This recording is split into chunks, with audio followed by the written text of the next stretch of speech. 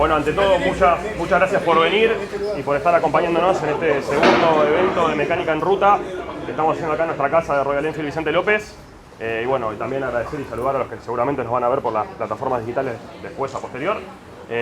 Bueno, hoy vamos a estar hablando un poco, ¿sí? De las cuestiones de la moto, las cosas que tenemos que tener en consideración, a veces cosas que se nos pueden pasar por alto, ¿sí? En algún viaje o alguna dinámica o algún recorrido que vayamos a hacer.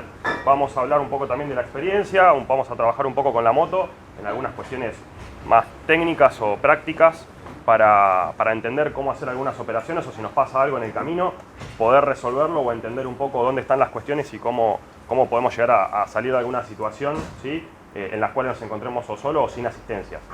Vamos a hablar un poco de la planificación del viaje, vamos a hablar un poco de los controles también de la unidad y demás a hacer.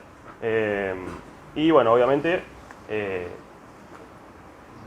elementos o cosas que puedan surgir como pinchaduras o altercados inesperados que puedan ocurrir en el viaje, ¿sí? Bueno, arrancamos con un apartado que queríamos hacer. Tenemos este modelo de Himalayan y hacer un especial punto que obviamente siempre que vamos a salir antes de un viaje, lo primero es saber obviamente el estado de mantenimiento de la moto, ¿sí? Kilometraje, tiempo para lo que es el servicio o mantenimiento oficial, tanto por cuestiones de garantía o por cuestiones de kilometraje que vamos a recorrer en nuestro viaje. Para este modelo contamos con un mantenimiento de 1 mes y medio o 500 kilómetros, ¿sí?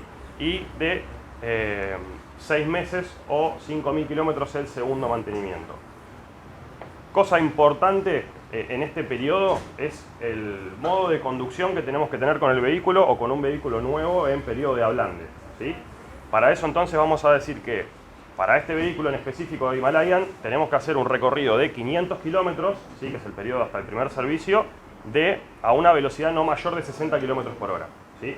Todas estas indicaciones que estamos hablando se encuentran en el manual de usuario y son especificaciones que la marca nos da para hacer un correcto ablande y utilización del vehículo. Luego de este periodo de 500 kilómetros a una velocidad no mayor de 60 kilómetros por hora, lo que tenemos que hacer sí es una segunda etapa de hasta los 2.000 kilómetros y de no superar una velocidad de los 80 kilómetros por hora, ¿sí? Estos son datos que estamos haciendo un refuerzo y son fundamentales para el correcto funcionamiento del vehículo a posteriori para que podamos también disfrutar de nuestros viajes en futuros viajes cuando una vez que ya terminemos este tipo de rodaje y podamos obviamente viajar o superar este tipo de condiciones o velocidades. Bueno, verificaciones previas al viaje, como les decía recién, kilometraje, mantenimiento, servicio.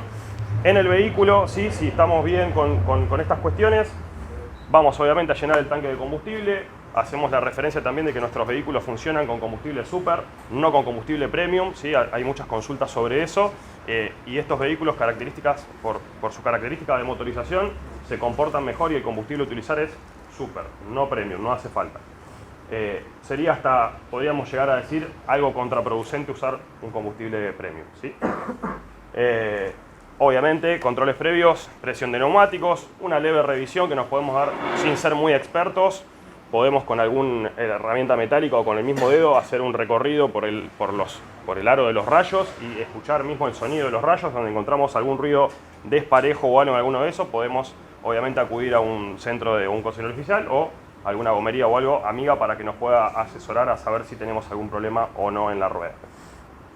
Obviamente en el mismo control de neumáticos, grietas, clavos, pinchaduras, cosas a solucionar, ¿no? Preventivamente antes de salir a nuestro viaje. Lo vamos a hablar muy por arriba ahora, después seguramente lo vamos a profundizar con Nico, todo lo que es la tensión, la holgura correcta de la cadena, cómo hacerlo, cómo se utilizan las herramientas del vehículo para poder salir de algún altercado en algún camino. Como les decía, más adelante vamos a hacer toda la parte práctica sobre la moto. Algo importante también para este modelo y para todos, obviamente, en especial para el Himalayan, hacemos punto en el nivel de aceite, ¿sí? Vamos a tener que controlar y tener en cuenta que el nivel de aceite sea el correcto. La operatoria también la vamos a ver más adelante de cómo es el proceso correcto para y cuándo y cómo medir el aceite en nuestra moto para estar seguros de que el nivel sea el correcto. También seguimos en la recorrida, obviamente, nosotros si usamos a diario la moto, por ahí vamos a estar un poco más en sintonía con eso. Si es una moto de uso solamente de viajes y demás, con más razón este tipo de controles de que no, obviamente que no tenga puntos duros el embrague en este caso, o el puño del acelerador y todos los comandos o cables que tenga el vehículo, que esté funcionando todo correctamente. Obviamente control de luces, giro, alta, baja, stop y demás, que nunca está de más hacer el control previo para poder solucionar algo anticipadamente al viaje. Frenos, lo mismo obviamente, dependiendo del kilometraje del vehículo, hacer un control de lo que es el desgaste de los frenos, pastillas, control de los discos y demás. Punto importante, libre desplazamiento de lo que es la dirección, que no tenga ningún punto duro o algún accesorio o algo que nos impida en alguna condición de viaje hacer alguna maniobra. Ahí hago un comentario extra. Me ha pasado con usuarios muy prácticamente de este modelo que se colocan accesorios que no son originales de la marca y son protecciones de manillar. Esas protecciones obviamente funcionan, pero no permiten el giro completo de la dirección. Y ha pasado que la moto se ha caído o en algún ripio o algo, y lo que termina ocasionando es que ese protector termina rompiendo el parabrisas o termina dañando otra parte de la moto. Entonces, a tener en consideración, sí, que cuando agreguemos un accesorio, obviamente siempre nos permita todo el movimiento completo que viene estipulado en el vehículo para el giro de la dirección. Bueno, obviamente, último y no menos importante, la bocina, sí, para todo lo que es señalizaciones y avisos que vamos a hacer en nuestro rodaje, es un amigo muy importante para que nos acompañe.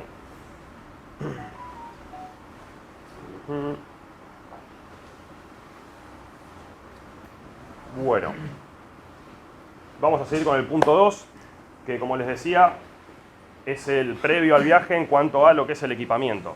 Algo muy importante, considerar, ¿no? Dependiendo del viaje que vamos a hacer y la planificación, qué elementos vamos a llevar a este viaje para obviamente no hacer un bulto muy grande y en principio lo principal, tratar de no cargar muchos kilos a la moto o no hacer incómodo el viaje. Vamos a tener en cuenta obviamente condiciones climáticas y demás, ropa térmica, guantes, obviamente además de las protecciones obligatorias, casco, chaleco y demás que podemos tener por reglamentación, pero a tener mucho en cuenta cantidad de equipaje a llevar, camperas, mochilas, por ahí a veces podemos solucionar algunas cuestiones con alguna campera técnica, mismo también de abrigo y demás, o térmica, como les decía, que eso nos va a ayudar a reducir mucho el equipaje y lo que vamos a llevar para nuestro viaje y nos va a hacer más efectivo todo. Nico, ¿querés agregar algo más en la parte de lo que es equipamiento o algo para lo que es la previa al viaje? ¿Alguna experiencia que nos quieras contar tuya? Sí, algo muy rápido, que siempre que sea funcional, es decir, que sea cómodo. ¿Sí? Nos vamos algunas veces, nos toca irnos a lugares muy fríos, más en esta época del año, y nos empezamos a vestir tipo cebolla, ¿sí? Cebolla está bueno, es decir, la capa de ropa, pero cuando yo voy a hacer un ascenso en una montaña, pero cuando voy en un vehículo que necesito girar la cabeza, moverme, ponerme cómodo cuando tengo que doblar en una curva y tengo que inclinarme, si llevo mucha ropa me hace incómodo y me reduce mucho mi grado o mi función para poder accionar en el vehículo. Entonces, hoy existe un montón de indumentaria, gracias a toda esta tecnología de avanzada que tenemos todos los días, indumentaria que es muy liviana, cómoda, accesible, ¿sí? En todos los niveles, desde muy bueno hasta niveles bajos, pero que son buenas ropas, ¿sí? Que se pueden encontrar en cualquier casa de venta de ropa de motos, como acá también nosotros vendemos de buena calidad, que posibilitan un mejor manejo, una posición más cómoda y una protección, ¿sí? Una campera de ese tipo te caes, no te va a proteger. Sí, por ejemplo, una campera con protecciones como la Forest Stroke que está atrás o una Alpine Star, etc. ¿Sí? Y quizás esa está más cómoda. Con solamente colocarme una térmica, una remera y quizás alguna otra remera de protección y con eso estaría perfecto. Como repito, lo ideal, nosotros sabemos que acá no tenemos una carrocería de protección, entonces la ropa es muy importante, ya sean de botas, pantalones, camperas y casco, guantes también, ¿sí? Cualquier cosa de protección, pero que tiene que ser cómoda, ¿sí? Lo principal en la moto. Comodidad y lo que puedes solucionar, ¿no? Impermeabilidad, obviamente. Es un tema de seguridad y la comodidad para el viaje, que eso es importante. Sin duda. Buenísimo, Nico, gracias por el aporte. Bueno, después tenemos que hablar obviamente de un plan de ruta, ¿no? Cada uno va a saber al destino donde va a viajar y demás, pero no está de más recordar de que hagamos un plan de ruta, que conozcamos el camino, ¿sí? Porque nos podemos quedar sin señal en el celular o en el GPS o algo y tenemos que tener una idea o noción de por qué rutas tenemos que circular y demás, y a dónde llegar. Y algo muy importante, los centros de abastecimiento o de servicio, por algún eventual inconveniente que tengamos o mismo para calcular obviamente lo que es el combustible a consumir del vehículo y demás para poder hacer todas las recargas. Como decíamos recién, siempre es importante eso, porque si sabemos que no tenemos algún punto de servicio o que vamos a tener que hacer alguna distancia en la cual no estamos seguros si vamos a llegar al recorrido, probablemente tengamos que llevar algún tanque adicional de combustible. En ese caso vamos a tener que tener muy presente dónde vamos a llevar el tanque de combustible, porque obviamente eso va a sumar muchos kilos a la moto y nos puede llegar a generar alguna cierta inestabilidad, ¿sí? En el vehículo, que ahora cuando vayamos al apartado de equipamiento y carga del vehículo, por ahí vamos a hacer un punto sobre eso y vamos a hablar de dónde sería la manera correcta, cómo equipararlo y demás. Vamos justamente a ese punto. ¿Cómo cargamos la unidad para un viaje? Obviamente tenemos y sabemos que conocemos que en el mercado tenemos tantos accesorios originales como para poder colocar alforjas y demás, que eso nos van a permitir obviamente aprovechar bien el espacio físico de la moto y en un lugar donde nos sea funcional al viaje. Como hablábamos recién, siempre lo ideal es tratar de no cargar capaz mucho peso en la espalda o en una zona alta, ¿sí? Y por ahí lo recomendable siempre es tratar de hacer la carga de la moto en zonas bajas, en lo posible, ¿sí? Y obviamente eso es para mantener el centro de gravedad de la moto, que obviamente lo vamos a llevar con nosotros en la mochila. Si nosotros llevamos una mochila en la espalda, obviamente elevamos el centro de gravedad y también el tema de la comodidad y la circulación no va a ser la adecuada. Alforjas a los laterales nos va a ayudar a poder cargar peso, ¿sí? Equiparar un poco lo que es la carga de un lado a otro, lado derecho, lado izquierdo, y poder mismo hacer un soporte o apoyo para algún bolso o algo que podamos llevar en la parte trasera que nos permita tener el libre desplazamiento en el vehículo para poder movernos y no tener la incomodidad de una espalda en la espalda de una mochila. Bueno, como decíamos recién, combustible, lo ideal siempre, bueno, en este modelo se puede conseguir algún soporte lateral, ¿sí? Para llevar algún tanque adicional de ambos lados, eso es importante, la carga que sea de ambos lados y que sea equitativa para que no nos genere después alguna inestabilidad.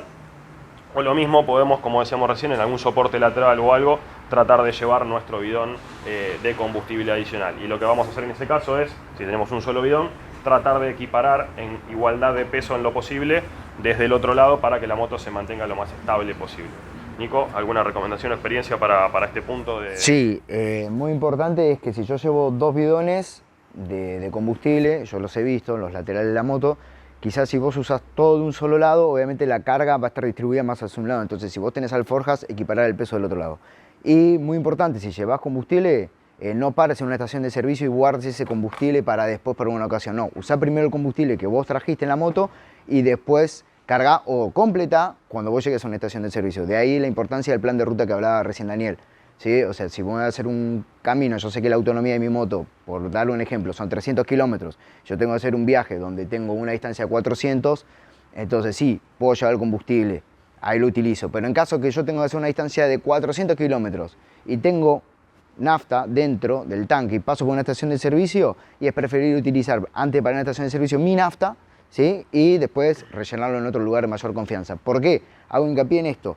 No todas las naftas en todas las estaciones de servicio es lo mismo. En donde hay mayor recorrido de auto, obviamente va a haber más continuidad de utilización, entonces los tanques van a estar siempre de alguna manera un poco más limpios. En estaciones de servicio de rutas que no tienen tanto recorrido, nos va a pasar que quizá el combustible que nos vendan no está bueno o pues hasta tener mugre, sedimentos. Eso después termina complicando, tapa las bombas de combustible, empieza a generar fallas, que bueno, eso es un costo después muy caro dentro del vehículo. Por eso mi recomendación es usar primero el combustible que traigan ustedes y después parar en una estación de servicio de confianza, que ustedes conozcan que el combustible es bueno y ahí reabastecerse.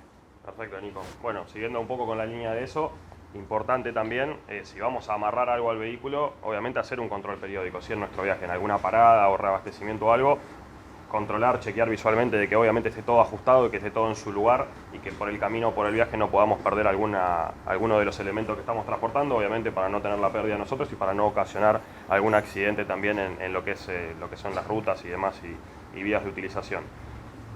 Tenemos que tener consideraciones también dependiendo del tipo de equipaje, obviamente las velocidades. Obviamente si vamos con la moto muy cargada, obviamente tenemos que ser consecuentes de eso y obviamente las velocidades van a variar y obviamente no van a ser las normales capaz de un uso de la moto con una persona. Y lo mismo para si van a entrar en algún terreno de off-road o camino un poco más de ese tipo, de ripio y demás, tener en cuenta también velocidades y la cantidad de equipamiento que vamos a llevar, porque ante alguna eventual caída o algo podemos o dañar mismo el vehículo o alguna de las cosas que estamos llevando y ese peso extra nos puede jugar en contra en alguna situación de inestabilidad de la moto. Entonces tomemos precaución sobre eso y mantengamos una velocidad un poco baja. Bueno, vamos a pasar a la parte de conocimiento un poco del vehículo. ¿sí? Y obviamente indicaciones y advertencias de seguridad que tienen nuestros vehículos de la marca como para poder ayudarnos en la seguridad y en el funcionamiento de nuestro viaje. Vamos a empezar hablando, ¿sí?, de los indicadores del tablero. Para este caso en particular, ¿sí?, la moto tiene una reserva de 3,5 litros. Eso lo tenemos que tener en cuenta, obviamente, para entender cuando prende el testigo de recarga de combustible, cuánto aproximadamente kilómetro podemos recorrer. Sabemos que obviamente las distancias son aproximadas. En cuanto al recorrido que podemos hacer con la reserva, va a depender de condiciones de viento, peso que llevemos en la moto y otras condiciones, subidas, trepadas, caminos y demás. Así que bueno, eso a tenerlo en consideración para entender cuántos litros de combustible está teniendo nuestro vehículo y cuánto es lo que nos resta para poder tener que hacer alguna recarga. El testigo, como les decía, va a encender, ¿sí?, para este vehículo Himalayan en la parte roja del indicador de combustible. Cuando entra en la zona roja nos está diciendo que tenemos 5 litros aproximadamente de combustible, y cuando enciende la luz de aviso de reserva nos está diciendo que nos quedan 3,5 litros, ¿sí? Algo que tenemos que tener en cuenta y que por ahí este vehículo nos permite es un Trip F. No sé si lo sabían, hacemos el punto también en eso. El Trip F lo que nos va a permitir es saber la distancia recorrida con la reserva, ¿sí? O sea, nosotros venimos circulando, venimos prestando atención al paisaje o a los caminos o a la ruta, carteles, señalizaciones y demás, y en algún momento miramos el tablero y vemos que tenemos la luz de reserva encendida y no sabemos cuánto hace que venimos en reserva, como puede pasar en algunas motos. Obviamente esta moto, como está orientada a ese tipo de segmento de viajes y de público, tiene este tipo de ayudas que nos va a ayudar a... Ese Trip F va a aparecer automáticamente en nuestro tablero, nos va a aparecer debajo del odómetro y nos va a decir cuál es la cantidad, o sea, la cantidad en kilómetros recorrida con la reserva prendida, ¿sí? Y eso, como les decía recién, nos va a ayudar a planificar un poco nuestro recorrido. Podemos ir a un odómetro parcial, ¿sí?, como lo tiene la moto, para entender un poco y calcular nuestro recorrido, pero automáticamente, mientras estemos en periodo de reserva, va a volver al Trip F y va a ser la indicación que vamos a tener constantemente debajo para entender qué kilometraje seguimos haciendo con la reserva. Una vez que carguemos combustible y luego de 90 segundos y de algunas condiciones de no tener la muleta y que la moto esté en condición de marcha, cumpliéndose esas condiciones, desaparece el Trip F de nuestro tablero y vuelve automáticamente el Trip A o Trip B para que nosotros podamos seguir haciendo un control manual del kilometraje recorrido, ¿sí? Bueno, otros indicadores. Nico, ¿alguna observación sobre eso? O que si querés te dejo y seguimos con lo que es ABS y... No, de eso no hay mucho más, es bastante simple. Excelente. Bueno, arranco con el tema de los testigos que tenemos dentro del tablero. Una vez que ponemos la moto en contacto, sí, se van a encender ciertas luces. Entre ellas tenemos la del testigo de inyección, ¿sí?, la del ABS y la de la batería y la de presión de aceite, que son las importantes o las que vamos a hablar en este momento, que nos pueden llegar a generar algún inconveniente o duda en el viaje. Testigo de inyección. Una vez luego encendida la unidad, aproximadamente dentro de los 5 a 10 segundos, se hace un chequeo electrónico de la ECU y obviamente se va a apagar, entendiendo de que no hay ningún problema eléctrico en el vehículo. En el caso de haberlo o que la moto o la electrónica entienda de que hay alguna componente que no está funcionando correctamente o necesite especial atención, lo que va a hacer es se va a mantener encendido el testigo diagnóstico. En ese caso, obviamente, la única manera de entender y de saber por qué está encendiendo la luz, ¿sí?, lo vamos a saber con nuestro equipo de diagnóstico original de la marca. Entonces, en ese caso, les voy a recomendar obviamente que se acerquen a un concesionario oficial para que puedan hacer la inspección. Ahora más adelante también vamos a entender y vamos a saber dónde está la toma de diagnóstico. Vamos a hacer una simulación para que entiendan cómo se conecta la moto y dónde están los accesos. Bueno, otro testigo muy importante, como les decía, es el de la batería. El de la batería nos va a indicar el estado de carga, ¿sí?, si la batería en este caso se está cargando o no. Cuando la moto esté en marcha, vamos a ver que el testigo de unos segundos reconoce la carga de la parte eléctrica del motor y se apaga. Eso indica que el sistema de carga está funcionando correctamente. Lo mismo sucede con lo que es presión de aceite. Al encenderse se va a apagar luego de unos segundos, verificando de que la presión de aceite sea la correcta. Y lo mismo, mejor dicho, no está pasando lo mismo con el último punto, que lo dejó por eso para el final, que es el de ABS. El de ABS sí solamente se va a apagar cuando la moto comience a rodar, porque como va a ser su testeo el ABS o el módulo electrónico de ayuda de frenado, va a ser cuando las ruedas comiencen a girar y detecte que los sensores están funcionando correctamente, tenga una lectura correcta y similar de lo que es la velocidad de ruedas gracias a los sensores, y de esa manera, entre los 5 km por hora aproximado, se va a estar apagando el testigo y nos va a estar indicando de que todo está funcionando correctamente. ¿Qué pasa si el testigo de ABS queda encendido? Si el testigo de ABS queda encendido, quiere decir que no está funcionando, ¿sí? Si en algún momento yo vengo circulando con este vehículo o cualquiera de la marca y el testigo de ABS está encendido, en ese momento no tenemos ayuda de frenado de ABS, ¿sí? En el caso de que tengamos alguna frenada de emergencia, ténganlo en cuenta o traten de mantener las velocidades o respetarlas, porque obviamente las ruedas pueden llegar a bloquearse y, como les decía, no va a estar funcional el testigo. En ese caso también tenemos que acercarnos para poder hacer la revisión electrónica con el equipo, como para entender también qué es lo que está sucediendo. Nico, te dejo, y si querés explicamos lo de lo que es la desconexión, porque este vehículo ahora, con las mejoras que tuvo, dependiendo de las características, podemos desconectarlo, obviamente para que la luz nos quede encendida, pero de modo para una conducción de off-road o para permitir que la rueda trasera tenga algún derrape y nos permita una conducción un poco más segura, ¿sí? Bueno, el tema del ABS, del Anti-Block System, que traen las motos, ustedes saben que es por una cuestión de seguridad, no solo una cuestión por homologación para que pueda ser utilizada, digamos como una Euro 4, ¿sí? Sino por una cuestión de seguridad. Una moto sin ABS va a frenar menos que una con ABS. ¿En qué sentido? Bueno, primero por distancia de frenado, después por presión, porque acá hay un módulo inteligente que está leyendo la presión que yo estoy haciendo en cada una de las bombas, y lo que va a hacer es cortar la presión y volver a presionarlo. Eso a más o menos 100 veces por segundo, o sea, eso no hay manera de hacerlo manual. Por si alguien pregunta, y no, yo lo hago así, no. 100 veces por segundo, nada más rápido que eso, en las promedio.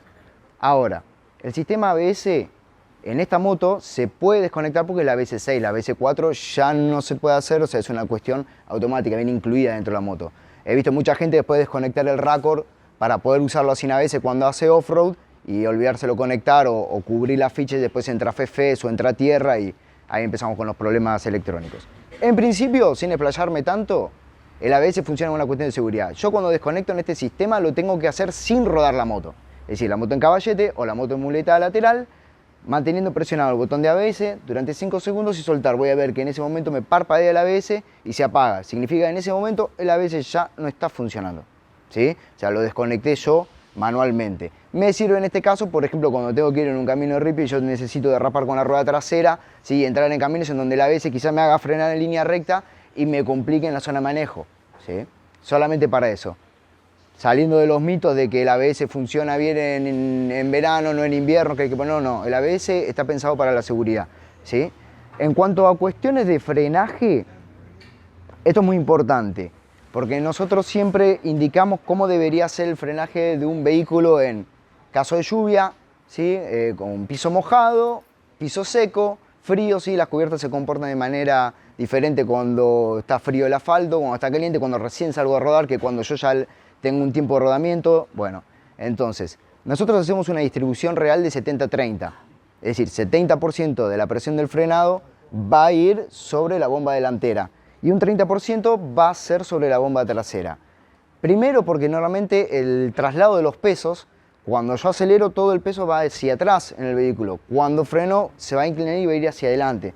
Es decir, que la mayoría de la carga del freno va a estar siendo soportada por el disco delantero, no tanto por el trasero. Pero en funciones de esto, eso es lo normal. ¿Qué pasa en caso de que yo tenga que hacer un frenaje de emergencia? ¿Por qué me sirve el ABS? Bueno, la ventaja que yo tengo, a diferencia de un sistema de no ABS, es que yo me puedo plantar sobre el freno y hacer toda la presión que quiera, ¿sí? En un sistema sin ABS yo hago mucha presión, me paso de la presión, se bloquea la rueda. Y ahí derrapo, me caigo, ¿sí? Puedo generarme normalmente una caída o un derrape de la cola y tengo que soltar presión de freno para volver a frenar, ¿sí? Eso es lo que normalmente nos pasa sin ABS. Con ABS la moto va a frenar recta porque va a ser, va a leer, tiene unos sensores atrás y adelante que va a leer a la velocidad en que se está moviendo cada rueda, ¿sí? En donde detecta que una rueda se va a bloquear, suelta la presión y después vuelve a generar presión. Muchas veces seguramente lo han hecho por prueba, pisen normalmente el trasero, se siente mejor que en el delantero, como hace un zapateo que me devuelve la presión de la bomba y me vuelve a colocar la presión en el pie. Eso es la activación del ABS. Van a fijarse que normalmente en conducciones de calle algunas veces no nos damos cuenta, pisamos de más y se activa el ABS, sobre todo en el trasero. En caso de que eso no estuviera, si nosotros lo hacemos manual, tenemos que tener más sensibilidad en la pierna. Ayuda mucho a las primeras condiciones de manejo si soy nuevo en un vehículo de este tipo. Por lo menos lo que es en el ABS, reduce distancia de frenado, seguridad, línea recta y obviamente lo que a mí me da es la tranquilidad de saber que la moto va a frenar, ¿sí? Siempre en caso, como decía Daniel hace un ratito, el ABS está funcionando. En caso que el ABS no esté funcionando, el frenado va a ser obviamente manual, va a seguir frenando la moto, pero de forma manual sin ayuda electrónica. ¿Alguna duda de esto? Genial. Sí, como decía Nico, lo que nos va a permitir el ABS, que es uno de los principios también de la función electrónica, es guardar capacidad direccional, ¿no? El ABS lo que nos va a permitir es poder estar frenando y poder hacer alguna maniobra de esquivar algún objeto, algún vehículo o algo que se haya detenido en el camino. Entonces, al no bloquearse las ruedas, nos permite esta opción, ¿no? De poder o frenar de golpe y poder esquivar algún vehículo o bulto que se nos cruce en el camino. Así que esa es una de las funciones principales del ABS. ¿Te puedo hacer una Sí, obvio. Con el piso mojado, lluvia, ¿funciona igual? Sí. ¿No sabe lo que Es la idea. O sea, vas a tener micro cortes, ¿no? Obviamente, y probablemente puedas llegar a tener como patinadas o resbaladas, pero mínimas. Lo que va a hacer la rueda en este caso vas a ver que como que bloquea, libera presión, gira, llega a su máximo punto de presión de frenado, casi se vuelve a bloquear y se vuelve a destrabar y te va a ir como estirando. La sensación de uno va a ser como que te está estirando el frenaje, pero en realidad lo que está haciendo es aprovechar al máximo la capacidad de frenado de la moto, aunque la sensación capaz un poco a veces sea un poco la contraria. Un poco en teoría debería alargarse debido a que la superficie está mucho más patinosa, debería actuar... Sí, obviamente las distancias de frenado, como bien decís vos, en un piso mojado son distintas a la de un piso en seco. Entonces, esa sensación de la proximidad que uno tiene ante algún frenaje se hace un poco más larga en la parte del bloqueo, digamos. Totalmente, se hace más sensible el bloqueo y esas se estiran efectivamente y por eso la sensación. Y bueno, y para cerrar un poco lo que es controles y luces, un apartado como para que también tengamos la precaución y no el susto, ¿no? Cuando se enciende el testigo de diagnóstico de motor, el testigo de diagnóstico de motor se comenzó a utilizar principalmente para lo que son normas de contaminación, ¿sí? O sea, el motivo de inicio principal es la contaminación ambiental. Entonces, cuando el vehículo no está funcionando bien de la parte eléctrica o no está combustionando bien, se va a encender el testigo. Principalmente nació para eso, nació para que nosotros que tengamos conciencia ambiental y cuando el testigo se enciende está verificando de que o el combustible no es adecuado, por eso a veces el testigo enciende pero la moto funciona bien. Entonces tenemos el miedo de decir, che, ¿puedo seguir funcionando con la moto si el testigo está encendido? En el caso de que la moto presente algún síntoma o alguna falla o algún problema de funcionamiento, sí, obviamente tenemos que parar el vehículo y hacer una revisión. En caso de que la moto tenga aceite el motor y tengamos todas las condiciones correctas y el vehículo funcione, podemos seguir circulando. ¿Qué es lo que va a pasar? Tenemos defectos que se pueden llegar a generar por ciertas temperaturas o por ciertas cuestiones electrónicas que con los reseteos cíclicos de uso del vehículo, de cortar y prender el contacto, si son defectos fugitivos o que la computadora vio en algún momento, se van a borrar. Entonces no se sorprenda si en algún viaje capaz desprende el testigo por algún combustible por ahí de no buena calidad o algo que hayan cargado y capaz que después de 3, 4 o 5 puestas en contacto no prenda más el testigo. Entonces no quiere decir que la moto tenía un problema y se arregló sola, sino que por ahí la electrónica pudo haber visto algún defecto de funcionamiento que no le pareció que era el correcto en ese momento, encendió el testigo, dejó la falla grabada en histórica y luego después la apagó como para que se entienda de que podemos seguir circulando. Como para cerrar eso. Bueno, Nico, seguimos con la parte de conocimiento del vehículo. Bueno, me arranque adelante con las verificaciones previas a ruta. Sí, dale. Bueno. Con lo del arranque previo a ruta y ya seguimos con lo que es bien. Vehículo en general. Antes que nada, paso a presentarme, que es una cosa que no hicimos. Él es Daniel, es el gerente de lo que es postventa de Lema Motor. O sea, básicamente el jefe de todo lo que es lo de taller. Y yo soy Nicolás, soy el técnico que trabaja en este concesionario. Hoy lo que le voy a mostrar, en lo que es mecánica de ruta, es básicamente lo que nosotros tenemos que hacer previo a salir con la moto, desde nuestra casa y después, cuando nosotros, no te quiero dar la espalda, por eso estoy acá. Por eso después voy a mostrar lo que es previo, durante el viaje y lo que hacemos en la parte final, ya cuando hemos llegado a destino. Yo por costumbre que tengo de hacerlo es arrancar la moto desde adelante hacia atrás. Entonces yo empiezo a verificar el estado de la cubierta, que en caso de que la cubierta yo la note despareja, más gastado de un lado sobre el otro, ya me va a dar indicaciones de algo. Esto ya más técnico, pero en principio reviso que la cubierta está correcta. Que los rayos, ¿sí?, no estén flojos. Eso normalmente no lo van a hacer de esta forma, verificando la tensión radial, ¿sí? Se hace con la suspensión trasera comprimida para que la rueda gire libremente y no tenga presión sobre el aro, y con un destornillador o cualquier otro elemento metálico se hace girar la rueda y se va escuchando rayo por rayo, ¿sí?, el sonido. Como dijo bien Daniel, si se escucha un sonido que no es el adecuado, ahí seguramente van a tener que hacer un tipo de ajuste. Este ajuste no lo pueden hacer arriba de la moto y no lo pueden hacer con la cubierta puesta ni con la cubierta inflada. Esto se tiene que llevar a un especialista. Hasta ahí estamos bien. Luego reviso principalmente el estado del disco. De acá mucha gente por ahí dice, no, pero no está laveado. Bueno, no hay manera de saber si está laveado a simple vista, hay que poner un reloj comparador. El caso sí del tamaño que tiene el disco, bueno, esto lo pueden hacer con una herramienta especial que se llama micrómetro. En caso que ustedes no lo tengan, yo siempre digo que lo mejor es hacer un servicio previo o un chequeo previo en el concesionario para poder verificar por completo el vehículo por un técnico, donde nosotros tenemos las herramientas para poder hacerlo. Estos quizás ustedes lo tengan que hacer durante la ruta y solamente cuentan con las herramientas de la moto, no les va a alcanzar. Bueno, estado del componente de fricción de las pastillas. Simplemente con girar la rueda puedo comprobar el estado del pad contrario al pistón y verificando por acá el estado del pistón. ¿Qué pasa? Bueno, acá hay una controversia que es cuánta es la cantidad de pad de fricción que tengo que tener yo para poder salir a la ruta. Bueno, las pastillas normalmente tienen como unas canaletas, no sé si las vieron. Bueno, eso es un testigo de desgaste. Esas canaletas nos van a marcar cuánta es la distancia que nos queda a nosotros del pad de fricción.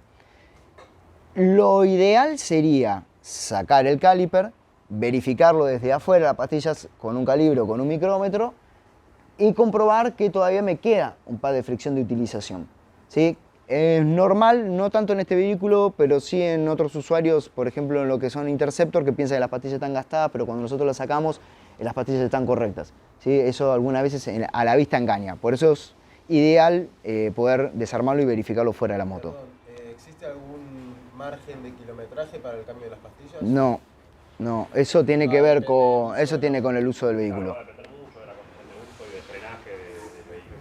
Bueno. Las herramientas que ya vienen, ¿podés desarmar el caliper? Ahora te voy a mostrar todas las preguntas. Nosotros, para no explayarnos tanto, vamos a dejar todo lo que es las preguntas al final de lo que voy a mostrar. Por favor, guárdenselas y después me las dicen. Y todo lo que sean experiencias personales o cosas que quieran contar, lo pueden contar entre ustedes porque eso enriquece más a un grupo. Después, al final, por favor, haceme las preguntas necesarias. Bien, después tenemos que verificar que tanto la tuerca de ajuste que tenemos en el del eje delantero como el Allen que se encuentra acá de 6 milímetros de protección, que lo que hace acá es agarrar tipo morsa el eje para que no salga por algún golpe, estén correctamente torqueados. ¿Sí? Esto normalmente llevan 2 kilos, esto está llevando 7 kilos. ¿Sí? Se lo ven en Newton metro, son 20 por 70. ¿Qué medida es eso? Estos son de 24 y estos son de 6. Dentro de la caja de herramientas del vehículo está, ahora lo voy a explicar, lo voy a mostrar, ¿sí? Sin ninguna problemática. Bien, después tenemos que ver el estado de la suspensión. Como nosotros tenemos acá unos fuelles de protección, tenemos que ver que la suspensión no esté perdiendo aceite. Entonces, podemos levantarlo sin ningún problema y verificar por encima de los guardapolvos que no tengo, ¿sí? Líquido de suspensión saliendo de la suspensión, que esté roto un retén. En ese caso, lo que debo hacer, si tengo uno, aunque sea de los dos, uno, tengo que hacer el service de los dos, ¿sí? No de uno solo. Bueno, vengo a verificar normalmente que las líneas tanto de freno como del sensor de velocidad, que este es del ABS, estén correctamente ubicados por su zona de segura, que no estén tocando en ninguna otra parte del cuadro y que sigan el lineado correcto que tiene el cableado, ¿sí? Hasta su zona de, por ejemplo, conexión. ¿Estamos? Lo mismo lo hacemos desde el otro lado, verificamos que todas las piezas estén en su lugar correcto, que ninguna esté floja. Tranquilamente podemos hacer esto es golpear para verificar que no esté un tornillo suelto, ¿sí? Eso es muy normal. Y una cosa importante, que lo decíamos recién con Daniel, el tema del juego de la dirección libre, es si querés tirármela atrás, Dani, si no, si podés, porque es medio pesado ahí, si no, no hay problema. Es poder comprobar el juego de la dirección, ¿sí? Tiene que ir de tope a tope sin ningún problema. Y cuando nosotros traccionamos desde los barrales, no tenemos que sentir ningún juego en la dirección. Listo, Dani, gracias. Si sentimos algún juego es que normalmente una de las pistas ya se desgastó y la columna de dirección necesitaría hacer un service. Luego venimos hacia lo que es la zona de lo que es el tablero y el parabrisas. Acá nosotros podemos golpear lateralmente, ¿sí? Puede llegar a haber una pequeña vibración, sí, es normal, porque obviamente eso es un plástico y lo ideal es que tenga un poco de flexibilidad, pues si es rígido esto se parte con la vibración. El tablero también, podemos golpearlo, verificar que de esta manera, no muy fuerte, pero podemos verificar de esta manera que no tiene ninguna vibración, no esté un tornillo suelto, un plástico quebrado, etc. Y que esté, obviamente, todo en su posición, ya sean los terminales que están dentro de esta goma y de esta goma, que estén precintados correctamente y que los cables vengan correctos pasados por la zona de protección. Hasta acá todo bien. Luego, lo que hacemos en frío con el vehículo es comprobar la presión del freno, que vaya, vuelva correctamente, que no se trabe en ningún punto, ¿sí? Que sienta presión, tranquilamente puedo girar la rueda, hacer fuerza con el pistón y verificar que traba. Verificar el juego libre del acelerador, ¿sí? Que no tenga de más, ¿sí? Que vaya y vuelva correctamente, que no se trabe en ningún punto. Eso más que nada por el tema de la lubricación interna de cables, que muchas veces no lo hacemos y nos terminamos jugando una mala pasada en la ruta cuando se nos corta un cable. La posición correcta de los espejos, que estén cómodos, que no estén muy tirados para adelante ni muy para atrás, que en ningún momento quieran golpear contra el vidrio. Lo mismo para el juego libre del embrague. El Himalayan lo que tiene es que el juego libre de embrague no se puede regular desde la zona del conductor, sino sí o sí desde la zona directa, desde la leva de embrague. Entonces tenemos que controlar el juego de acá. Si tiene mucho juego esta moto no va a accionar completamente. Es más, el manual de usuario recomienda que cada vez que se haga un cambio de marcha se comprima al 100% lo que es la maneta de embrague. Bien, como dije, se regula desde aquí y se puede lubricar el cable desde acá y con esta funda de protección la colocamos hacia atrás y de esta manera no entraría tierra. Sí, esto es lo que ustedes van a hacer cuando salgan a la ruta, los puntos que tienen que tener ustedes atentos y lo que van a poder hacer. Básicamente esta es la idea. Luego verificamos que tanto la tapa de combustible pueda abrir bien, correctamente, que no se trabe ningún punto, ¿sí? Que no haya sedimentos ni suciedad en esta zona, sobre todo porque acá tengo la descarga, en caso que me pase llenando combustible, tengo una descarga, entonces el combustible lo voy a tirar por abajo, que se encuentre bien todo lo que es la goma de apoyo del tanque, que cierre de manera prolija y en ningún momento se nos trabe. Acá en el tanque lo que te podemos comprobar es que no tenga movimiento, ¿sí? Lateral, o sea, que nosotros sintamos que en ningún momento el tanque se nos va de ningún lado. Cuando miramos por debajo de la moto, yo sé que lo del otro lado no me van a ver tanto, pero lo voy a hacer allá también, es verificar que ningún cable, ¿sí? Ninguna goma esté tocando lo que es la tapa de válvulas, ¿sí? Que es esta pieza metálica que se encuentra acá arriba. Es decir, no puede estar tocando nada porque obviamente esto transmite calor. Si fuera una goma que no está preparada para el calor, se va a derretir, ¿sí? Luego vamos a venir a lo que son las cachas laterales. Verifiquemos que estén bien agarradas, que en ningún punto un tornillo quiera estar un poco salido, un poco suelto o marcado, que eso normalmente después cuando venimos en el camino decimos, bueno, es una vibración, pero después de un rato una vibración ya nos cansa la cabeza. El tema del asiento, el asiento también tiene que estar bien colocado, por suerte tiene una guía por debajo y termina trabando con el asiento del acompañante, es decir, que el asiento tiene que estar firme, no se puede ir para ningún lado, lo mismo que el asiento del acompañante. Este movimiento es normal porque obviamente está haciendo una traba sobre la parte final. Luego venimos a todo lo que es zona pedalines. En caso de que yo vaya a llevar a alguien, voy a tener que controlar que esto funcione correctamente. Lo mismo que el del conductor, ¿sí? Que tenga los juegos libres. De paso, regulamos la altura del pedal, verificamos que también haga presión sobre la rueda trasera, ¿sí? Que frene, que vuelva correctamente, que en ningún punto se trae. La misma condición para el delantero. ¿Cómo hacemos para comprobar la caja en estado de la moto parada? Bueno, simplemente podemos hacerlo sin apretar el embrague, lo pueden hacer también. Yo prefiero apretarlo un poco y también le sacamos un poco de tensión.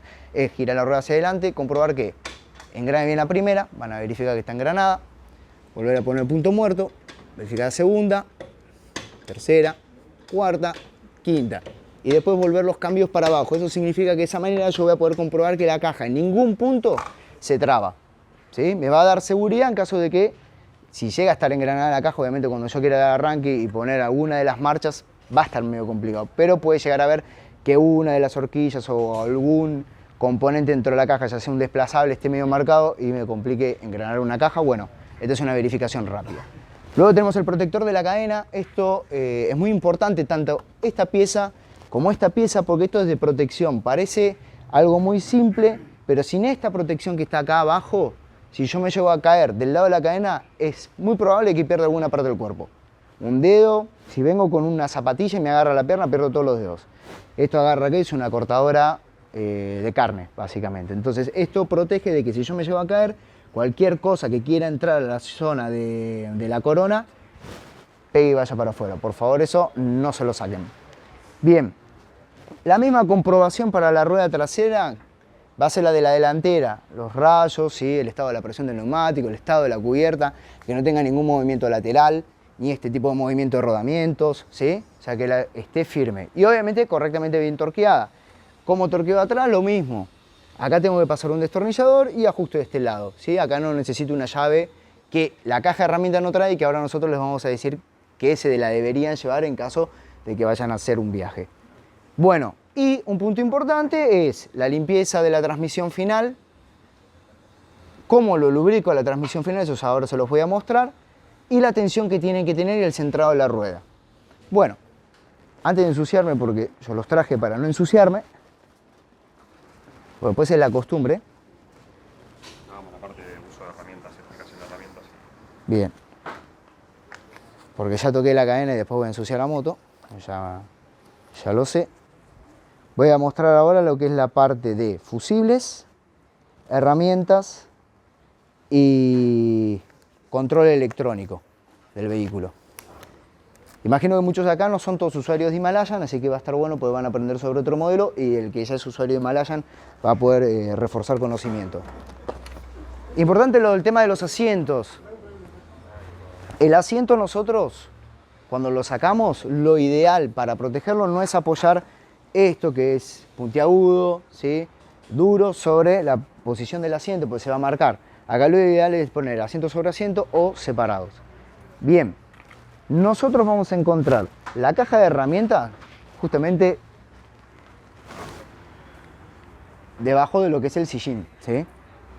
Por ejemplo, nosotros acá colocamos lo que es la cédula del vehículo porque sabemos que lo vamos a usar acá. Yo recomiendo que esto no esté sobre la moto, sino esté sobre ustedes en una zona segura. Bien, dentro de la caja de herramientas vamos a encontrar los siguientes elementos. Bueno, vamos a encontrar una llave de milimétrica de 12 a 10, ¿sí? Voy a apoyar por acá, así lo van viendo. Un destornillador, esto es un destornillador doble porque si alguna vez viene por el lado del plano y ustedes dicen, pero no me vino el Phillips, me falta una punta, bueno, recuerden que esto es intercambiable. Está. Vamos a encontrar esta llave, que es justamente la de 24, que entra perfectamente en esta tuerca y en la tuerca trasera. Obviamente todo el sistema de herramientas que trae la moto es por un sistema de emergencia. O sea, por lo que no le va a traer una llave como la que ustedes pueden encontrar en un taller oficial o como el que servicio podemos dar nosotros acá, ¿sí? O sea, normalmente la llave que nosotros encontramos acá son para situaciones de emergencia. Vamos a encontrar otra llave más, fíjense que está de 13 y 17, después les voy a explicar bien para qué es. Un extractor de bujía, ¿sí? Perdón, el extractor de bujía lo tengo acá. Un extractor de bujía. Y esto es un mango de fuerza, básicamente como el que nosotros tenemos en el taller, pero un poco más funcional para poder usar tanto en el destornillador como en estas herramientas que son para sacar ruedas o tuercas medio trabadas. Bien, y nos quedan unos Allen. ¿Recuerdan el Allen que le dije de la rueda que era de 6 milímetros? Bueno, obviamente acá tenemos ese Allen porque si no lo vamos a poder sacar. Y este Allen que es de 4 que sirve para sacar lo que son los tornillos laterales de las cachas y también para algunos otros tornillos específicos, pero básicamente para eso, para poder hacer el desarme de lo que es la moto. Exactamente. No sé si prestaron ahí atención, por ejemplo, no ha venido la llave para frenar este eje, que ese es de 16. Y tampoco ha venido una segunda llave de 12, que es para poder ajustar la contratuerca cuando yo hago el ajuste sobre la transmisión final. Mi recomendación es siempre llevarlas no pesan mucho más, tampoco es mucho más lo que pueden traer y la pueden colocar dentro también de la caja. Es una llave de 12 combinada y una llave de 16 combinada. Simplemente, no hay que llevar más cosas. 12 y 16 son las llaves que tenés que agregar. Y esta de adelante tenés la 24, ¿sí? Adelante y atrás es 24 lo mismo, que lo traes dentro de la caja, pero necesitas la de 16 para sostener el eje acá y la de 12 para ajustar la contratuerca.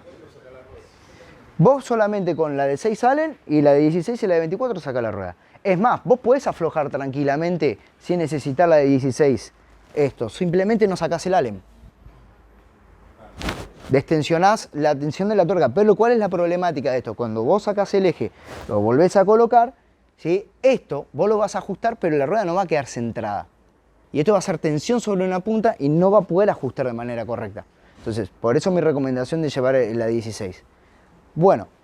La Interceptor también es igual adelante y atrás la cadena de 12 y 16 la tenés que comprar. La Interceptor es lo mismo que esto, pero repito, todas las preguntas direccionadas a lo que son los vehículos, en este caso que no está en este caso hoy tenemos el Himalayan, todas esas preguntas vamos a tener un tiempo al final, porque si no por ahí la explicación se me alarga mucho y hay gente que quizá tenga un montón de preguntas y no terminamos más. Entonces, por favor, recuerden las preguntas y me las hacen al final. Muchas gracias. Luego vamos a tener la parte electrónica y esto es muy importante tener en cuenta porque la gente que es usuario de esta marca no encuentra, por ejemplo, uno de los 4 fusibles que trae de repuesto. Como veremos, acá nosotros nos encontramos con lo que se denomina caja fusilera. Es más, la misma caja, si quieren acercarse y ver, trae la indicación de para qué sirve cada uno de los fusibles. Eso está muy bueno, intenten no perderlo en caso que se despegue y vuelvan a pegar, porque si ustedes tienen alguna falla, en este caso que tengan que sacar un fusible, y no recuerdan de qué se trataba ese fusible, o porque no sé, que yo coloqué, lo cambié y después digo, uy, no me acuerdo cuál cambié, si fue este o fue el otro. Bueno, esto es una ayuda de memoria muy buena. Nosotros tenemos 3 fusibles dentro de la caja fusilera de repuesto, que es uno de 25, uno de 15 y uno de 10 amperes. ¿Dónde se encuentra el cuarto fusible? Bueno, justamente en un lugar que nosotros queríamos hablar con Daniel, que es del diagnóstico. ¿Sí? Esta es la toma de diagnóstico donde nosotros colocamos el escáner y aquí atrás se encuentra, ¿sí?, pasado por una cinta, el fusible que nos estaba faltando. Exactamente el cuarto fusible. Bien, lo ideal de los fusibles es que si nosotros encontramos alguno que se encuentra quemado, cuando lo retiramos y verificamos que está cortado, no tiene continuidad o puede llegar a estar derretido, la idea al principio no es reemplazar por otro fusible porque se quemó por una protección eléctrica. ¿Sí? En ese caso, lo que se debería hacer es hacer un análisis de por qué se quemó ese fusible. Por eso recomiendo siempre que tengan algún tipo de esta problemática, están cerca de un concesionario y se pueden acercar. En caso de que no lo puedan hacer, no nos va a quedar otra que conectar un fusible nuevo. No digo que los fusibles siempre se quemen porque tengamos un problema electrónico, quizás nos entró agua, nos entró tierra, ¿sí? Hay un cable un poco más resistivo por una humedad, un día de mucha humedad, se nos puede cortar un fusible. Tampoco es una cosa de que nos está pasando algo grave. Mismo por uso eléctrico. Lo importante, Exactamente. por reforzar lo que decía Nico, es siempre, si intercambiar por el mismo amperaje del fusible, que es la capacidad de corriente que va a pasar por esa protección. En el caso de no tenerla, si nos podemos, por ejemplo, tenemos un fusible de 10 amperes que se nos quemó y no tenemos nada y es un fusible principal, por así decirlo, de funcionamiento, no irnos más de 5 amperes más de la próxima escala y también no pasar de un conductor, como puede pasar en la ruta, un alambre, un cobre o algo, porque eso sí, como bien él decía, no tenemos control sobre la protección, o no tendríamos protección en este caso, y si tenemos algún corto o algún problema eléctrico en algún componente, lo podemos dañar seriamente o mismo hasta poder generar algún principio de incendio o problema eléctrico, corto eléctrico en la moto. Importante para tener en cuenta. Y una cosa también muy importante es cada vez que nosotros vamos a hacer algún reemplazo de algo electrónico, vamos a tocar algo eléctrico dentro de la moto, hacer 2 cortes principales, primero el kill switch y después tenemos el corte del borne negativo. ¿Sí? Normalmente lo que hacíamos nosotros antes en otras motos que no tienen un conector, un terminal de acople rápido, era desconectar el negativo del borne para que obviamente no tenga consumo el vehículo. Ustedes simplemente poniendo el kill switch y sacando este terminal debajo del asiento están anulando la conexión eléctrica de la moto. De esa forma ustedes pueden hacerlo de manera segura, ¿Por qué les digo? Porque quizá haya algún sistema que está consumiendo y ustedes colocan de vuelta el fusible y lo queman. Y es muy probable que no solamente quemen el fusible, sino también el componente electrónico. Entonces es muy importante esto, tenerlo en cuenta cuando ustedes hacen cambios o están tocando la parte eléctrica del vehículo. Luego nosotros lo máximo que podemos hacer en el viaje es controlar que esto esté correcto, que esto esté bien conectado, que no exista óxido en ninguno de los bornes de la batería. En caso de que exista alguno, bueno, desconectar la batería, sacando primero el negativo, luego el positivo.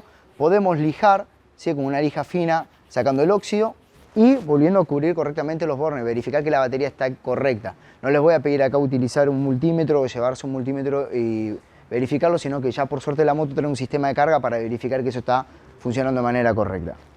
Bien, tenemos también la conexión de los cables. Verificamos que el cable, o sea el ramal principal de la moto esté por debajo de esta oreja que trae acá soldada. ¿Por qué? Porque si yo coloco esto por arriba y me pega el asiento, es muy probable que un cable después lo termine cortando por la vibración. Entonces por debajo de la oreja ya está protegido. Verificamos acá que tenemos dos tornillos de 10 milímetros, ¿sí?, que tienen sus bujes, que estén bien agarrados, que en ningún momento estén flojos, ¿sí? Si esto está flojo, el tanque va a empezar a oscilar, va a pegar sobre el cuadro, ¿sí?, me va a romper y muy probable también el tanque se corte. Entonces todo el sistema de protección es solamente una verificación de sacar el asiento y no tenemos que hacer nada más. Bien, esto en principio es lo que nosotros verificamos de manera general en el vehículo, ¿sí? La utilización de que las fichas vayan, vuelvan bien, que esté todo ubicado en su lugar, que no haya ningún problema de que alguna de las fichas se trabe, ¿sí? Después el vehículo se conecta, se pone en marcha, se hace un diagnóstico generalizado, ¿sí?, y se verifica que funcionen todos los sistemas de manera correcta. Sí voy a hacer un hincapié, yo sé que ustedes están del otro lado, no lo van a poder ver de la misma forma que la gente de este lado, que es el tema de lo que es limpieza, lubricación, tensión de la cadena, en caso que yo tenga que sacar la rueda, volver a colocarla, ¿sí? Si quieren pasar para este lado no tengo ningún problema, si no... ¿Querés que dé vuelta la moto? ¿Seguro, seguro? Bueno. O la ponemos en alguna posición que lo pueda ver.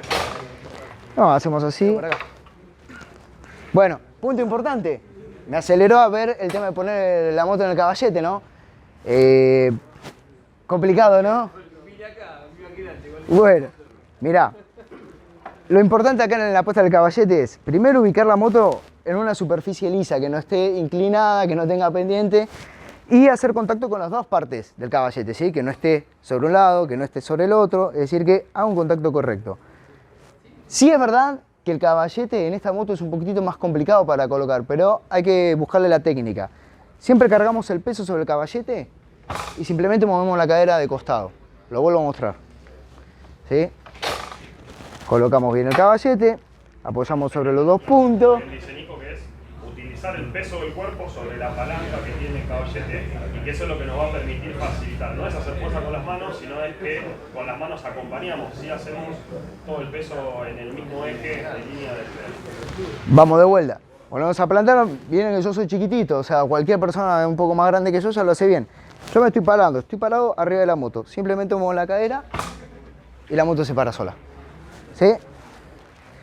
Bueno, voy a pasar a mostrar el tema de lo que es la tensión de la cadena, cómo lo controlamos, el tema de la lubricación. Bueno, en principio, nosotros tenemos la transmisión en un punto que es el ideal de uso. Cuando nosotros vamos usando la moto, esta transmisión se va a ir ensuciando. Y va a haber una determinada cantidad de kilómetros y una cantidad determinada de factores que a nosotros nos van a indicar si tenemos que limpiarla, lubricarla, o tensionarla, o hacer las tres cosas a la vez. Entonces, el primero de los factores es la cantidad de kilómetros que yo voy a usar la cadena. En promedio son 500 kilómetros por una lubricada. En una situación en donde yo esté andando en ciudad, donde no haya polvo, etc. Yo ando sobre zonas donde hay más polvo y bueno, obviamente esa cantidad de kilometraje de mantenimiento se va a ir reduciendo cada vez más. Al punto de que quizá, en muchos de los casos, tengas que verlo una vez por semana, al tema de lo que es la lubricación y limpieza de la cadena. Si yo salgo a la ruta y voy a un lugar que sé que voy a tener mucho polvo, bueno, lo ideal es llevarme un kit de mantenimiento de la cadena. No puedo hacer 25 kilómetros sobre la tierra y decir, bueno, listo, con 25 kilómetros no pasó nada, voy a salir y voy a hacer 30.000 y después lo traigo al concesionario porque la cadena ya está ahí toda tensa, está toda así dura, está todo doblado los eslabones y no sirve más. Bueno, primero y principal, nosotros vamos a tener que controlar el estado de la cadena. ¿Cómo lo comprobamos? Bien. Primero, que no haya ningún punto que esté doblada, ningún eslabón doblado duro o que exista óxido dentro de la cadena. Punto importante. Lubricación. Los eslabones laterales no se lubrican. Sí, yo creo que es una de las cosas que más recalco. El eslabón lateral de ninguno de los lados se lubrica. No necesitan lubricación. No están pensados para lubricarse. Yo le coloco lubricante, se va a pegar a tierra, la tierra va a entrar sobre el O-ring, entra por dentro del espacio de la cadena, se rompió la cadena. Punto principal. Después, tengo que verificar que no exista ni exceso de lubricación ni que la cadena esté muy seca. Esta cadena, así como está perfecta. No tiene exceso de lubricante ni tampoco le está faltando. ¿Sí? Porque yo le paso el dedo por encima de la cadena y encuentro el lubricante. Lo mismo que si paso por debajo. Bien. Luego tengo que verificar tensión de la cadena. ¿Cómo lo hago? Bueno, simplemente voy girando la rueda y en la distancia media entre lo que es el piñón y la corona, busco la distancia media y acá voy a verificar la tensión. También lo puedo buscar acá, pero es más cómodo buscarlo en esta zona. Va a haber un punto donde la cadena se va a tensar más. Justamente lo está haciendo acá sobre la brida, que es lo más normal en este caso. En este punto yo lo marco como el punto 1, quizá tenga otro punto más que también esté igual de rígido. No es que siempre hay uno solo. ¿Sí? Normalmente tiene que haber 2 puntos porque esto no es circular perfecto, es ovoide, entonces hay un punto donde se estira y un punto donde se afloja. Claro, un punto a tener en cuenta importante, como dice Nico muy bien, es ese, ¿no? Poder controlarlo en toda la vuelta, porque a veces uno tensa la cadena y capaz que dice, bueno, no, lo dejo en esta tensión y capaz que al girar media vuelta la rueda se pone muy tensa y eso puede generar daños en los rodamientos, en la parte interna de la caja. Entonces siempre es principal, es muy importante, girar la rueda completa y verificar el juego libre máximo en ese punto, como él dice, que se puede llegar a cortar y que sea en el punto máximo de más o menos tensión tiene la cadena. Exactamente, gracias Dani. Bien, cuando nosotros encontramos el punto, si en algún momento lo van a perder de vista porque quieren girar más la rueda, yo les recomiendo hacer una marquita. Un liquid paper, sí, una marquita. Limpian una marquita y ya saben que ahí está el punto duro de la cadena. En caso que lo tengan que perder porque tengan que desarmar la cadena. Después les explico. Bien, una vez que está acá, yo tengo que verificar que tenga un juego. Por suerte la moto trae una indicación, ¿sí?, de cuánto es el juego libre que yo debo tener, que son entre 25 a 30 milímetros. ¿Sí? No es mucho más que esto. ¿Sí? Si la cadena tiene menos de eso, obviamente va a estar haciendo fuerza la cadena sobre ¿qué? La corona, piñón, la caja. ¿Sí? Entonces, esto no es tan caro como esto. Entonces siempre piensen que quizá una cadena muy tensa no es lo ideal, porque no solamente me va a estar desgastando esto, sino también los engranajes internos de la caja. Bien, una cadena muy suelta, por debajo de los 30 milímetros, esta cadena por debajo de los 30 milímetros puede llegar, no siempre, pero puede llegar a saltar un diente. ¿Sí? Puede llegar a saltar un diente. Muy riesgoso, en todo caso, cuando yo estoy haciendo fuerza. ¿Sí? Estoy subiendo algo, ya zafar un diente, muy riesgoso. Bien. ¿Hasta acá está claro esto? Listo. Lo mismo que pasa con la poca lubricación es el mismo desastre que se hace si me paso de lubricación. Por experiencia de trabajar mucho tiempo con motos de off-road, la gente lubrica de más una cadena y después te traen una bola llena de tierra y todas las partes internas de la cadena rota. Y la transmisión por ahí tiene 200 kilómetros y hay que tirarla. Entonces piensen que una transmisión promedio de esta tiene que durar por arriba de 18.000, 20.000 kilómetros. O sea, con un buen mantenimiento de esta cadena tiene que durar eso. Por debajo de eso pasó algo o hubo un mal mantenimiento, una mala lubricación o quizá ya también mucho uso, ¿sí? Durante mucho tiempo a una velocidad determinada en un terreno bastante nocivo para la cadena también lo puede reducir. ¿Qué utilizo para limpiarlo? Bueno, hay varios componentes químicos que se han utilizado muchos años en las cadenas, pero que no tienen la misma función para cadenas con O-ring que sin O-ring. Sin O-ring son las que traen sin goma, ¿sí? Las de enduro normales que conocemos, y estas traen O-ring, tienen una gomita entre medio. Es decir, si yo uso nafta, a esto lo rompo. Si uso WD-40, a esto se desarma. ¿Sí? Se desarma, se salen los pernos, se afloja toda la cadena, se estira, termina rompiéndose. Si uso querosén o gasoil, no le estarían pasando nada en realidad a las gomas, porque es lo menos nocivo que hay y lo que más, digamos, más normal se puede llegar a encontrar cuando yo salgo por la ruta. O me puedo llevar un kit de limpieza de cadena donde uso un cane cleaner, que es un alcohol isopropílico, que es lo menos nocivo, limpia bien, lo puedo secar con un papel y después lubricar. Importante de esto es, una vez que yo voy a limpiar la cadena, tengo que dejar actuar lo que yo le coloque arriba por lo menos 10 minutos. ¿Sí? Cepillo por arriba, cepillo por abajo, los costados de los eslabones, lo seco y lo dejo 10 minutos más. Lubrico la cadena. ¿Por dónde voy a lubricar la cadena? Punto importante, no se lubrica por acá, no se lubrica por acá, solamente se lubrica del centro del horquillón hacia abajo. Si quieren poner un papel en esta zona, porque lo que normalmente se ensucia acá en la bieleta y el monoshock, o un cartón, lo que puedan encontrar, algunas veces en la ruta no nos quedan más opciones que improvisar, y se coloca desde el centro del horquillón hacia allá, es decir, que yo voy a lubricar en esta posición la cadena mientras voy girando la rueda en contra de la presión del lubricante. Una vez que coloqué una vuelta, reviso si la cadena necesita otra vuelta más de lubricante, ¿sí? Coloco una vuelta más de lubricante y lo dejo por lo menos 10 a 15 minutos para que la cadena se estire, ¿sí? ¿Qué va a pasar? Pues si yo tenso la cadena una vez que la limpié sin poner lubricante, pues se me va a estirar más. Y ahí se va a volver a desajustar la cadena y voy a tener que volver a hacer un ajuste. ¿Qué pasa? Los lubricantes de cadena tardan en promedio 30 minutos a 1 hora en pegar correctamente. Una vez que pasan el lubricante, por eso les aconsejo limpiar los eslabones rápido para que después no sea algo engorroso. ¿Cómo voy a tensionar la cadena? Cuando ya está suelta la cadena, en caso que tengas un ajuste, principalmente voy a tener que soltar estos dos reguladores, ¿sí? Tengo que tener, voy a mostrarlo de manera práctica, así es un poquito más divertido. La de 12 necesito, ¿no? Esta es la que tengo acá. Sí, esta que tengo. Por eso le digo que se lleven la otra de 12. No, no necesariamente. Eso vamos a hacer un punto en eso. Yo tengo una tuerca y tengo la contratuerca. ¿Por qué voy a aflojar primero esto y no esto? Bueno, básicamente porque si yo aflojo esto, la idea es que la cadena no esté tensionando ni se me cruce la rueda. Entonces, principalmente voy a desajustar este con este. ¿Qué recomiendo yo? Como esta llave es la más débil, y yo supuestamente voy a llevar una llave con mayor palanca, prefiero sostener la tuerca acá y desajustar con la otra herramienta. Esto es un regulador que lo que va a hacer es, cuando yo lo ajuste, me va a traer la cadena a tensión hacia atrás, es decir, me va a tirar la rueda hacia atrás, ¿sí? Por lo tanto, el mismo ajuste que yo hago de este lado, lo tengo que hacer sobre este lado, ¿sí? Cuando yo hago este tipo de ajuste, tengo que tener en cuenta muchos aspectos que en la pasada, cuando lo hacemos a las corridas, podemos cometer alguna macana.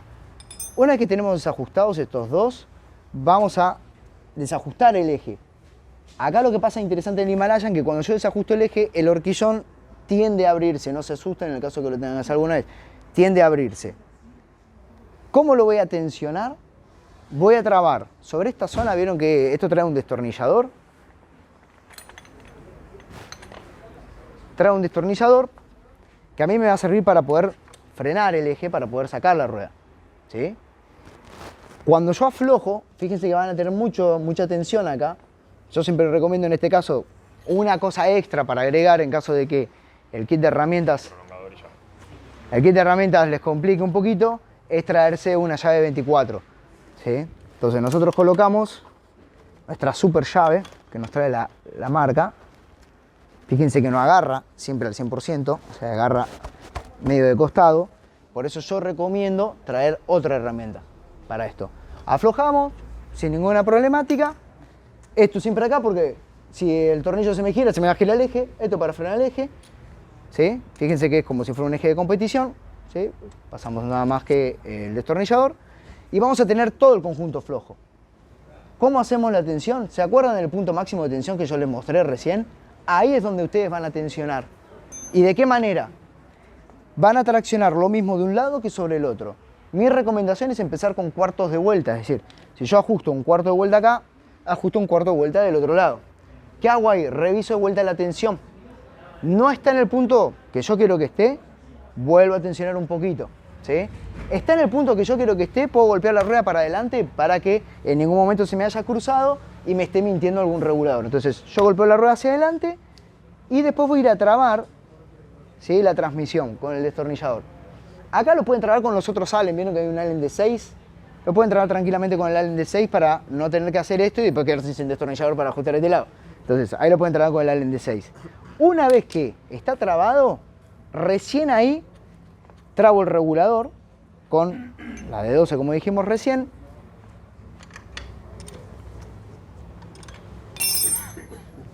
¿Está todo trabado? Ahí recién ajusto el eje. No se ajusta primero el eje y después el regulador, porque la rueda se va a torcer. Yo me olvido de colocar esto acá, ¿qué va a pasar? Y ponele que yo me lo haya olvidado, lo haya perdido, se me rompió y voy a tener que empujar la rueda con la mano delantera, voy a estar solo haciendo toda la fuerza, va a ser un poco más complicado. ¿Por qué la idea de trabar la transmisión acá abajo? Bueno, porque cuando yo trabo la cadena queda haciendo tensión. Y cuando yo ajuste me va a traccionar la rueda y se va a enderezar sola. Ustedes van a una gomería, se les pincha la rueda, la tienen que volver a colocar, con lo que yo les acabo de explicar lo tienen que hacer ustedes. Porque el gomero le va a dar con mucha atención, porque no conoce el vehículo y muchos de los gomeros no saben de motos, entonces van a terminar rompiendo la transmisión o quedándosela dejando un poco cruzada. Entonces de esta manera ustedes se pincha la rueda, se la dan al gomero y la colocan ustedes. Punto importante para colocar esta rueda, que no es muy fácil y tiene un truquito, es cuando ustedes sacan todo y dejan la transmisión acá arriba, van a tener un suplemento por el lado interno que va adentro del lado del caliper. No se lo olviden de colocar porque si no, no van a poder armar la rueda. Y como normalmente las pastillas vinieron de estar haciendo tensión porque ustedes se estuvieron apretando el freno, tienen el plano de este lado con mucho cuidado de no romper la pastilla, háganlo sobre los laterales, empujan el caliper para adentro. ¿Para qué? Para que cuando ustedes coloquen el disco sea más fácil. Lo pueden hacer sin necesidad de retrotraer el pistón del caliper, pero de la misma forma, ¿sí? Es un poco más cómodo si es la primera vez que van a cambiar una rueda o lo tienen que colocar y en ese momento de, por ahí no hay tanta concentración, más querer solucionar el problema, es tener las cosas lo más rápido y ágil posible. Bueno, retrotraen un poco el pistón, entran en la rueda y pasan el eje. Importante en el tema del eje, cuando ustedes lo saquen va a quedar sobre el piso. Límpienlo, lubríquenlo y ahí ármenlo. ¿Dudas, preguntas con esto? Una. Cuando vos te sacás, liberás y ya sola sale la rueda. Vos sacás la tuerca, aflojás los reguladores, la llevas para adelante un poquito y ya no tenés tensión de cadena. Entonces ahí vos golpeás con la mano. Algunas veces los ejes tienden a trabarse cuando vos ya lo sacaste a un lado del horquillón, porque la rueda va a hacer esto. Entonces ahí te conviene traccionar la rueda hacia vos y hacia arriba y ahí sale. Y ahí ya la liberó. Y ahí sacás, y ahí sale la rueda. Lo importante es que cuando vos saques todo, tanto sea la masa, ¿sí?, del portacorona, como los suplementos que todo armado en la rueda, o en el caso que solamente vas a llevar esto, lo sacás y en el mismo orden que sacaste las cosas lo armás acá. Cuando vos vayas a poner la rueda no tenés que pensar en cómo iba armado, sino que así quedó y así se arma. Y en caso que siempre tenga duda, hoy tenemos tecnología, saquen foto antes de desarmar, siempre sirve a la hora del rearmado. Sí, sabemos que no es lo más fácil, ¿no? Y capaz se hace un poco engorroso en algún viaje o con la moto cargada o con algún terreno inestable, sacar la rueda. En este caso, bueno, el hecho de tener que hacerlo sería ante alguna pinchadura o ante algún caso de estos. Por eso, bueno, vamos a tener también como técnico que vamos a llevar al viaje, porque obviamente para esto podemos tener tanto sistemas que son preventivos y correctivos, claro, para hacerlo en el momento, como Nico va a mostrar ahora. ¿Cómo haces sin cámara esa? ¿Ya viste que hay gomeros Sí, que sí, lo hacen? hay procesos que lo hacen y que, como decías vos, obviamente la hacen sin cámara. Pero bueno, no es lo que recomendamos, sino, bueno, obviamente para cualquier tipo de imprevisto y para no tener que hacer todo esto engorroso, capaz solo en la ruta, que a veces es un poco complicado, tener este tipo de sistemas. Obviamente, si es una moto que se utiliza bastante seguido, se puede recomendar este producto, que es un producto, como les decía recién, que se coloca antes y obviamente va a Es el prevent. ante alguna eventual pinchadura y si no tenemos correctivos del momento que pueden llegar a ser unos infla y sella neumáticos que nos van a poder sacar del apuro. Diferencias con este producto, vamos a conservar la cámara y la cubierta en el caso que sea un vehículo sin cámara, y con el infla y sella la cámara no va a servir más, ¿sí? Nos va a sacar del apuro, nos va a inflar y a sellar el neumático, pero esa cámara automáticamente no se va a poder volver a reutilizar en cuanto a después de la reparación, se tienen que colocar una cámara nueva, es un punto importante a tener en cuenta. Como les decía, el producto, algunos usuarios por ahí dicen que puede llegar a generar alguna inestabilidad o desbalanceo en lo que es la conducción y la parte dinámica. Por eso les digo que si es un vehículo que se usa frecuentemente y de uso diario, podríamos decirlo, el producto va a estar siempre esparcido y demás y no les va a generar esto. Si es un vehículo que por ahí queda mucho tiempo parado y se usa solamente para viajes, capaz se puede llegar a estancar y demás, que no debería ser la recomendación del fabricante, pero las experiencias de los usuarios a veces lo indican que puede generar algún desbalanceo o alguna vibración, que obviamente no es lo que queremos. Entonces, por eso, dependiendo del tipo de viaje y uso de la moto, las dos opciones que podemos llegar a encontrar son estas, como para tener que evitarlo de la rueda. En el caso de que lo tengan que hacer, como bien les dijo Nico, son esos los pasos a seguir, tanto para desarme como para arme, para obviamente no olvidarnos nada y poder dejar correctamente alineada la transmisión, que es una de las cuestiones que obviamente hay que tener en cuenta para la vida útil y para lo que no nos traiga algún otro problema, ¿no?, en el viaje también. Bueno, ahora sí, nos podemos hacer el tema de las preguntas que tenían. Arrancar con si tenían dudas o consultas, creo que por acá. Arranco por acá y después termino por allá, si vamos sacando, capaz que a alguno le solucionamos. Si querés, Había una pregunta por acá. Una vuelta, un Yo había preguntado si podías desarmar el caliper con las herramientas que venían de... Mirá, el problema del caliper es que primero que va a traer algo que es un fijarrosca, ¿sí? En este caso te trae un Loctite 270 que es muy duro. Con una herramienta, sea por ejemplo, sí, yo puedo venir y agarrar la de 12, pero la de 12 no va en este. Estas son de 13. Entonces yo lo voy a agarrar con la de 13 que trae, que es abierta, se me va a zafar, voy a redondear la rosca. ¿Puedo traer una cerrada? Sí, pero ¿cuál es el nivel de palanca que yo tengo para poder hacer una llave corta? Digamos, el torque que yo genero es muy bajo. Entonces, o me voy a terminar lastimando y lo más probable es que quizá no lo pueda sacar. Entonces, yo recomiendo para este tipo de cosas, o sea, para hacer una revisión general, traerlo al concesionario. Nosotros tenemos todas las herramientas necesarias para poder hacer el diagnóstico correcto del vehículo. ¿Otras preguntas? Sí, señor.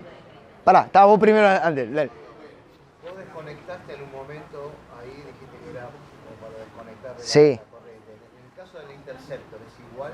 Tenés el mismo sistema, pero yo siempre digo, está bien, es un conector, prefiero yo sacar igual el borne negativo. Me da más seguridad, pero en caso de no tener en ese momento la accesibilidad, porque vos en el Interceptor lo tenés allá abajo. A eso iba. Tenés el conector también. Fíjate en el cable negativo de la moto. Pero está en otra posición, capaz no tan accesible. Pero sacando las cachas laterales y demás. Sí, con manija. con la cacha lateral llegas. ¿Tú otra pregunta? Falla al iniciar, digamos, la bomba de combustible, el relé. Ujú. ¿Es falla habitual? Segundo, si la agarran ruta, ¿podés cambiar un relé por otro? Mirá, esto es así. El relé es un componente electrónico. Como todo componente electrónico, puede fallar como no puede fallar.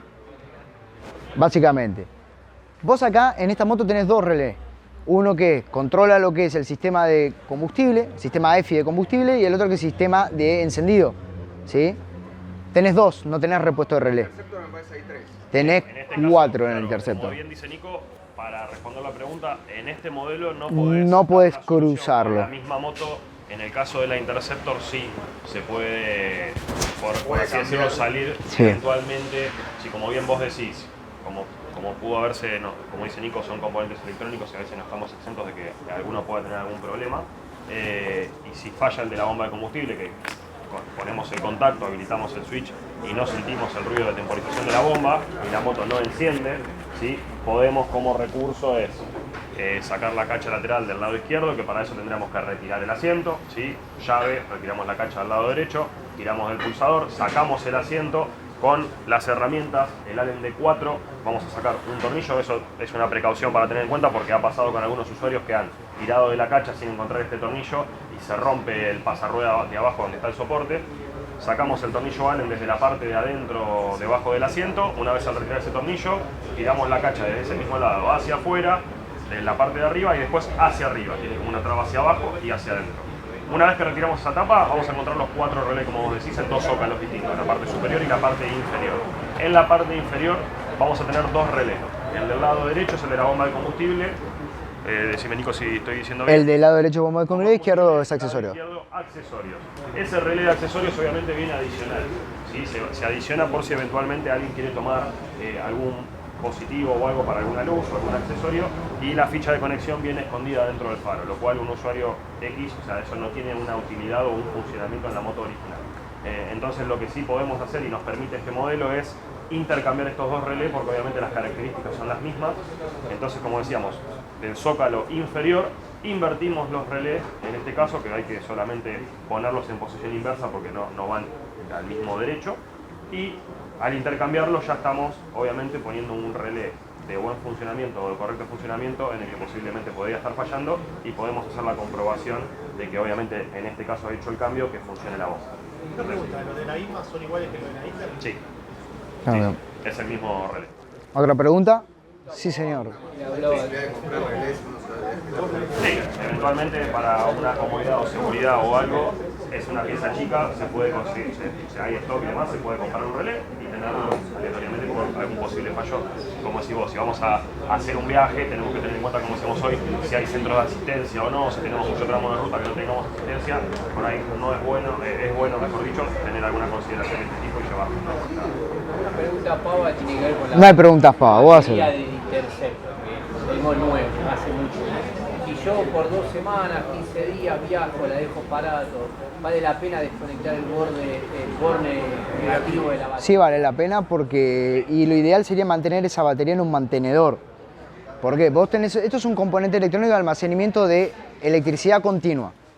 Entonces, es como cualquier batería, ¿sí? Con el tiempo, o sea, por el frío, por el calor, lo va a afectar al mantenimiento de la energía. No es que es eterna, está ahí, se va a ir. Entonces, yo recomiendo desconectar el negativo, más si tengo una alarma conectada porque el módulo de alarma consume, siempre lo decimos, el módulo de alarma consume la batería de la moto, entonces desconectar el borne negativo cuando yo me voy, como vos decís, sería lo ideal. Y sería más ideal desconectar el negativo y dejarlo con un mantenedor de batería. Un mantenedor, no un cargador.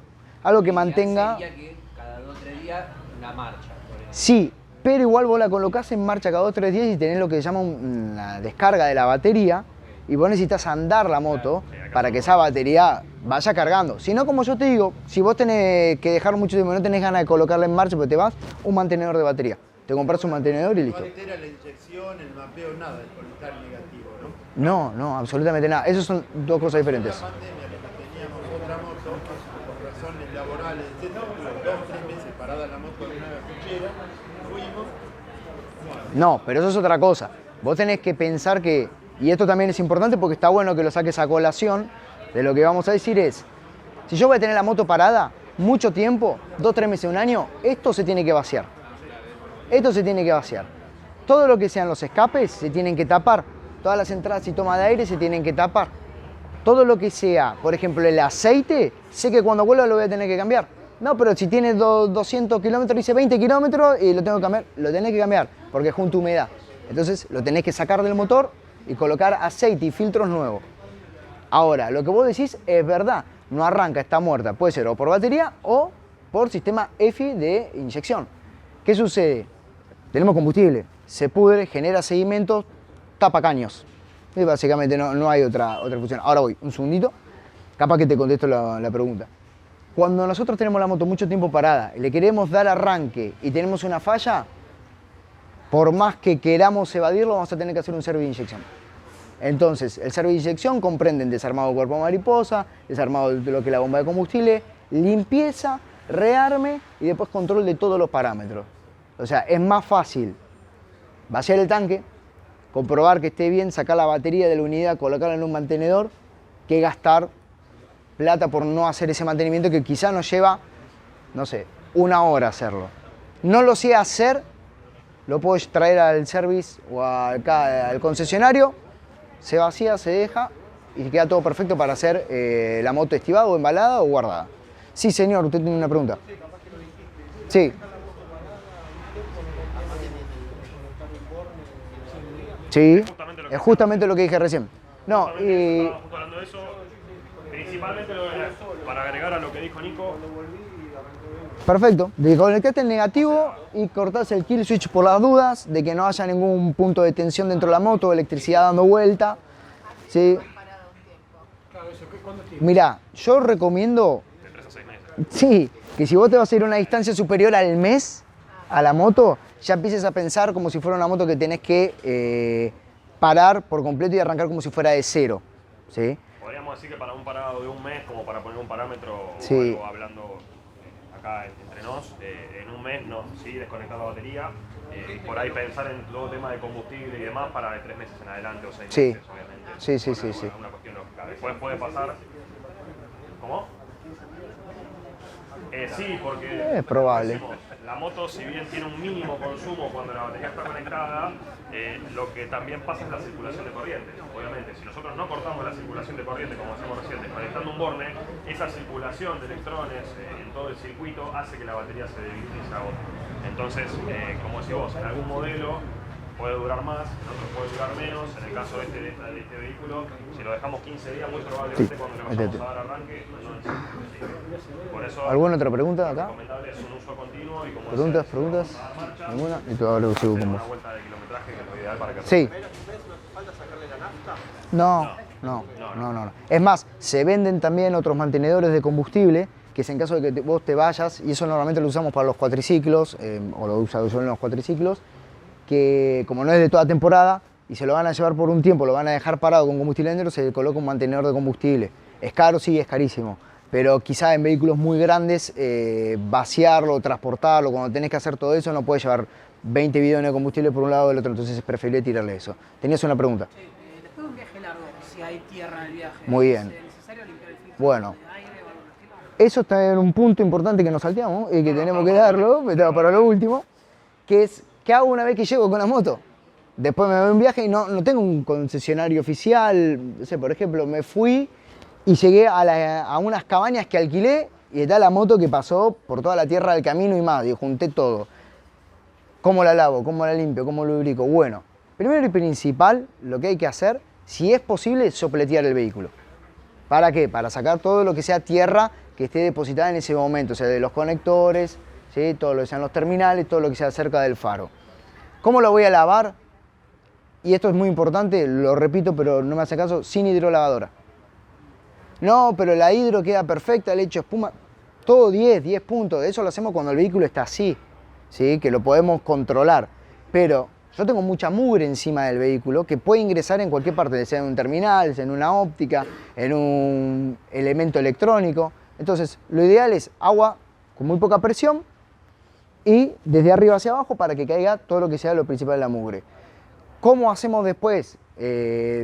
Obviamente pueden conseguirse un shampoo especial de pH bajo para no dañar la pintura. Bueno, hay un montón de químicos y productos que se venden. Y lo ideal es sacar primero todo lo que posible de mugre pegada con presión, ¿sí? Con presión suave. Uso desengrasante para todo lo que es llantas, cadenas. Hasta hay desengrasantes especiales para pintura que no dañan la pintura, que después de un rato de estar activados es como que derrite todo lo que es la tierra, todos los bichos que hemos agarrado en el camino. Tiramos agua y sale. Y después recién ahí voy a pasar una microfibra muy suave con el shampoo que voy a utilizar para limpiar la moto, ¿sí? Porque si no después, yo donde tenga tierra, cualquier cosa que agarre la microfibra va a ser como si fuera una lija fina. Me va a empezar a rayar todo. En pinturas, por ejemplo, que no sean de este tipo, sino como las del Interceptor, voy a dejar la arenita por todo el lado de la pintura. ¿Está? Cuando termino de limpiar la moto, digamos, toda esta parte, va a venir un punto muy importante que es la lubricación de partes móviles. O sea, tanto las manetas, los pedalines, la pata, la cadena, el caballete.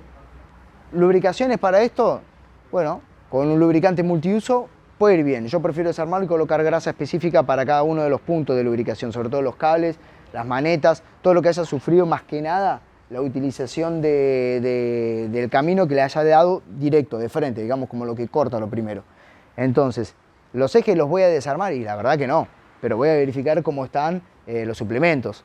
¿Voy a desarmar el caliper? No, lo ideal es sopletearlo y sacar toda la tierra que hay dentro. Es más, puedo comprar un limpiador de freno para limpiar el disco, que es un aerosol que se diera, limpio el disco con papel, lo sopleteo, entonces yo ya sé que ahí no va a haber tanto seguimiento de suciedad.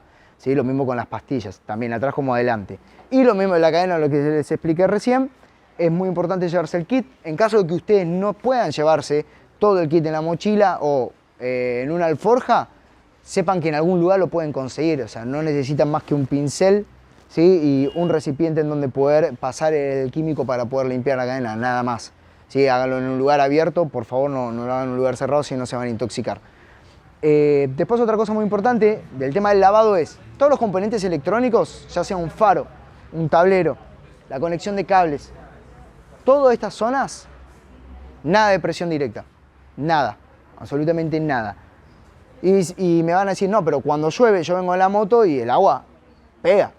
Pero no es la misma presión que maneja una gota de agua con la presión que yo manejo desde una hidrolavadora donde muchísima más agua, mayor presión sobre una zona donde se puede ingresar el agua. Esto está preparado para que no entre agua.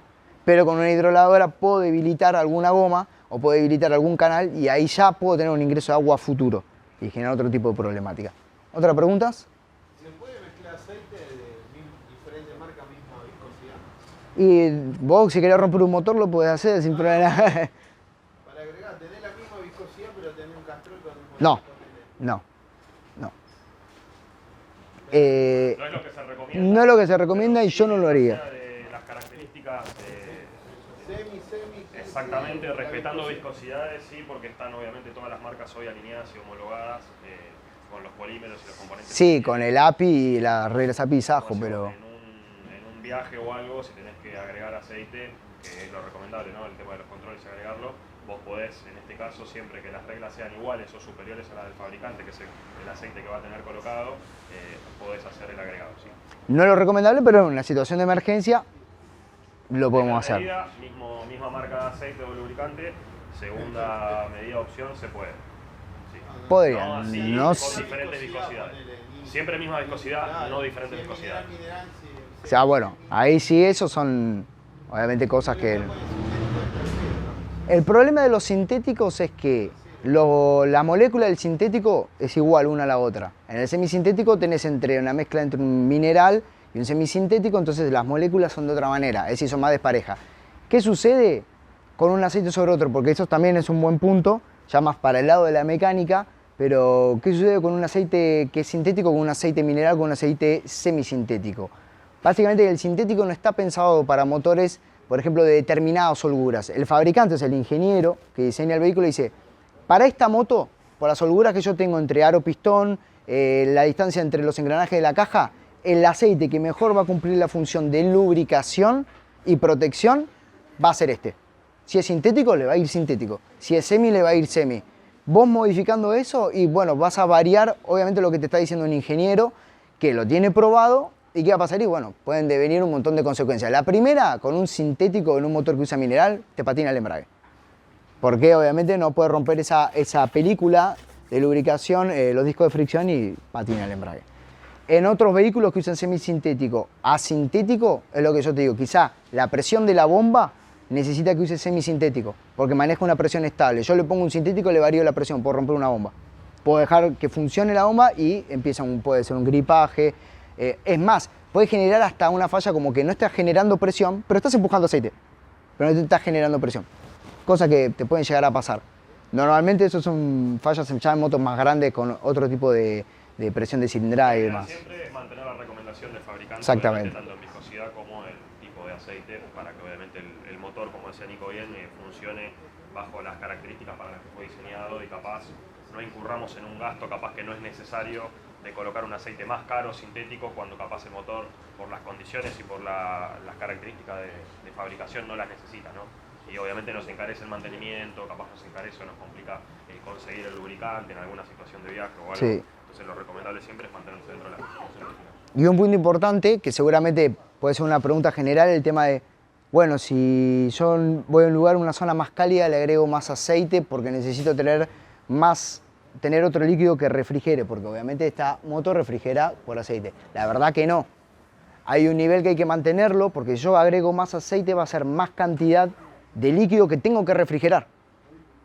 O sea, va a levantar temperatura y no la voy a poder sacar por ningún lado. Entonces, por eso es recomendable mantener siempre el nivel. Cuando miro el nivel, salí de viaje, llegué de viaje, reviso el nivel de aceite. ¿Puede haber un consumo? No lo voy a notar. ¿Sí? Dice, pero el motor no me está fumando. No, pero los vehículos tienen consumo de aceite, eso es normal. ¿Sí? Entonces, recomendación para mantenimiento del vehículo, tanto si es 0 kilómetros, como una moto que ya tiene un tiempo de rodaje, es controlar el nivel de aceite. ¿Por qué? 0 kilómetros obviamente va a haber un hermanaje de piezas, va a generar mayor espacio, va a decantar más cantidad de aceite para cubrir esos espacios, entonces vamos a verificar que tenemos como un consumo. En realidad no es un consumo, sino es que simplemente se está ubicando en los espacios reales. Ahora, cuando ya la moto tiene un tiempo de rodaje, ¿puede haber un consumo? Sí, lo hay. Hay un consumo, pero es normal. Entonces, por eso, siempre, por más que la moto esté perfecta y no fume ni nada, controlar el aceite no nos lleva absolutamente nada de tiempo. Como bien decía Nico, todos los motores tienen un mínimo consumo de aceite, dependiendo de las características es más o menos, pero todos los motores tienen consumo de aceite. Y si querés, Nico, podemos agregar cómo hacemos esta medición, en qué Perfecto. condiciones de uso, temperatura, como para que sepan cómo hacer el control correcto. Perfecto. Nosotros en esta moto tenemos un visor de aceite que nos ayuda. No tenemos varilla, ¿sí? Tenemos un visor de aceite que nos marca un máximo y un mínimo. Sé que están del otro lado, no lo van a ver, pero se lo pueden imaginar. ¿Cómo hacemos la medición del aceite? Si es en frío, si es en caliente, bueno. Lo que normalmente se hace en este vehículo es colocar la moto en marcha, no más de 1 minuto y medio, 2 minutos, se corta el contacto, se deja reposar la moto, aproximadamente 5 minutos, en la posición de caballete en superficie estable, no inclinada ni para un lado ni para el otro, ¿sí? Y se controla el nivel. ¿Dónde se tiene que dejar el nivel de aceite? Lo más cercano al máximo. En la línea del máximo, lo más cercano. Si yo, después de hacer el viaje, vengo y tengo que completar aceite y veo que está más cercano a la línea del mínimo, debería acercarlo a la zona del máximo, ¿sí? Eso es lo único. Me paso en la zona del máximo, me va a pasar lo que yo les explicaba antes, ¿sí? El tema de que seguramente el motor va a tomar más temperatura, va a costar más mover esa cantidad de aceite, también el motor quizá lo sienta un poco más pesado, porque voy a tener que mover un montón de masa líquida dentro, y bueno, también otro tipo de problemática como puede ser romper alguna parte interna del motor. Pero básicamente estos son los consejos a tener en cuenta para el aceite, no es mucho más. Perfecto. Hoy habías preguntado si podemos lubricar nosotros los cables de comando.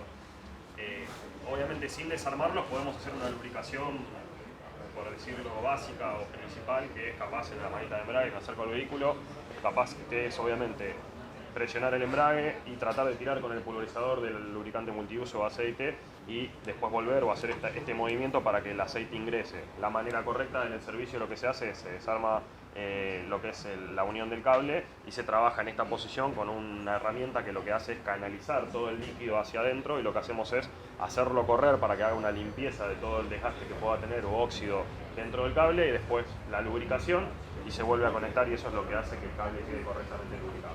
Podemos hacer una lubricación mínima, por decirlo, no la ideal o correcta, pero sí algo podemos ayudar a lograr la lubricación del cable cuando estamos en algún viaje o en algún mantenimiento de casa. Entonces lo que tenemos que tener es el lubricador de cable, el de cadena, el limpia cadena, el para sopletear la tierra.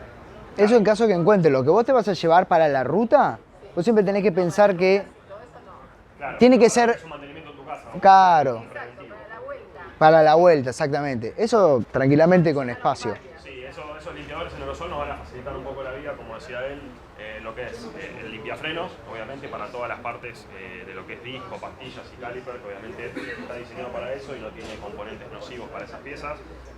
Limpiador de cadena lo mismo, con su cepillo y lubricante que se venden en los kits de lubricación.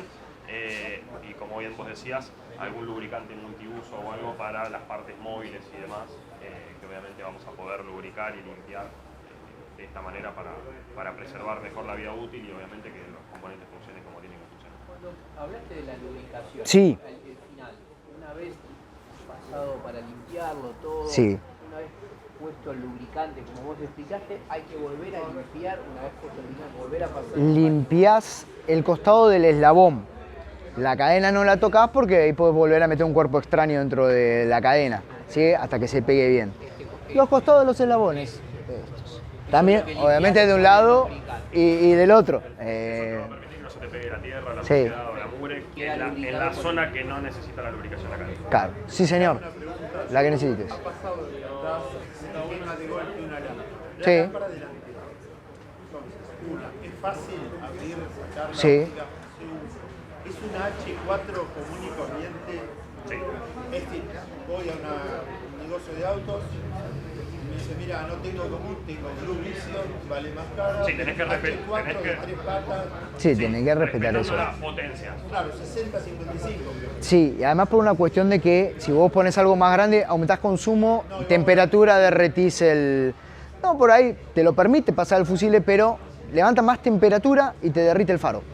Entonces, una H4 común y corriente. Sí. Es una H4 público. Y para cambiar la luz vos tenés 2 tornillos acá a los costados. Para el interceptor es similar. Es igual, Es esos dos similar. están- y sale la óptica para adelante. La óptica sale empujando primero de abajo y después empuja para abajo. Y acá recomendaciones, cuando vos la sacás, poner un trapo, poner algo para poder apoyar la óptica. Si la vas a desmontar a la óptica, no la apoyes boca abajo en ningún lugar que no tenga una protección. Si vos pones un trapo, esto ahí sí apoya la boca abajo sin drama. No la apoyes boca abajo porque se va a rayar. Cuando vos lo armes, y otra cosa importante de las luces, seguro lo sabes, es no tocar la lamparita con los dedos adelante. Si en caso de que lo tengas no me quede otra, lo limpio bien con un papel, ¿sí? Y si tengo un limpia contacto mejor, y ahí recién armo. ¿Alguna otra duda acá, muchachos? Queremos agradecerles a todos por haber venido hoy a nuestro evento de Mecánica en Ruta. Bueno, agradecerles por haber asistido y que nos sigan en nuestro canal.